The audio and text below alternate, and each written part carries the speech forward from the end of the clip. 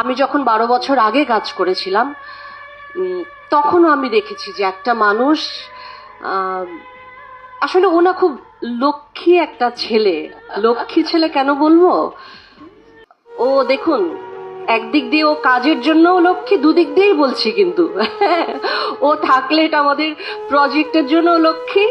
ও আসলে একটা লক্ষ্মী ছেলে।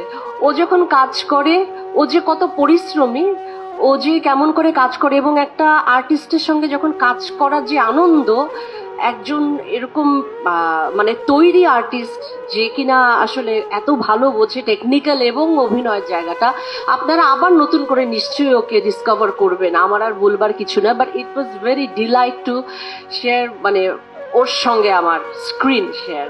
Thank you Shakib, thank you so much. আসলে আমি এটুকু বলতে চাই যে আমি অনেকদিন পরে আবার একটি ভীষণ বড় এবং অ্যারেঞ্জ টিমের সঙ্গে কাজ করলাম। প্রথমেই বলবো আমি আলফা এর কথা, যারা প্রডিউস করেছেন এই ফিল্মটা, এবং অবশ্যই রাফি, রায়হান রাফি, যার সাথে কাজ না করলে আসলে আমি বুঝতে পারতাম না যে মানুষটা আসলে তার ছবিটাকে কতটা ভালোবাসে। এবং আমাদের যে শিল্পীরা সবাই ছিলেন, আফজাল ভাই